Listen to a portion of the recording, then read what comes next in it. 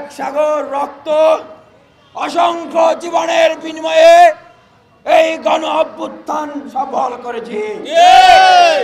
এই গণ অভ্যুত্থানের পরে যখন নতুন একটি বাংলাদেশ বিনির্মাণের সুযোগ এসেছে, পুরনো জঞ্জাল ফেলে দিয়ে নতুন করে এই বাংলাদেশকে বিনির্মাণের সুযোগ তৈরি হয়েছে, তখন আমরা দেখছি যে সেই ফ্যাসিবাদী শক্তির সাথে সেই আওয়ামী লীগ এবং জাতীয় পার্টির দিকে অনেক বড় বড় রাজনৈতিক দলরা দুহাত বাড়িয়ে দিচ্ছেন।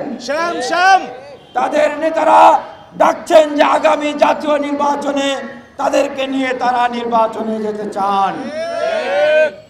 আমরা তাদের উদ্দেশ্যে বলতে চাই, এই বাংলাদেশে ফ্যাসিবাদী আওয়ামী লীগের ঠিকানা হবে না, হবে না, হবে না। এটা ছাত্র জনতার রায়।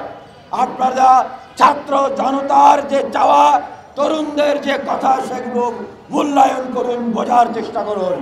গতকালকে আমরা দেখেছি আমাদের মাননীয় প্রধান উপদেষ্টা ডক্টর মোহাম্মদ ইউনূস সাহেব, তিনি বলছেন যে আগামী জাতীয় নির্বাচনে আওয়ামী লীগ অংশগ্রহণ করবে কিনা সেই বিষয়ে বিএনপি একটি বৃহৎ রাজনৈতিক দল, তারা বলেছে নির্বাচনে অংশগ্রহণ করবে, তারা নাকি রায় দিয়ে দিয়েছে। আমরা সুস্পষ্টভাবে মাননীয় প্রধান উপদেষ্টার কাছে ছাত্র জনতার পক্ষ থেকে প্রশ্ন রাখছি, আপনি বিষয়টি স্পষ্ট করবেন। আপনি কাদের ম্যান্ডেট নিয়ে আপনি প্রধান উপদেষ্টা হয়েছেন? অন্যান্য উপদেষ্টাদের কাছে আমাদের জিজ্ঞাসা, আপনারা কাদের ম্যান্ডেট নিয়ে আপনারা উপদেষ্টা হয়েছেন?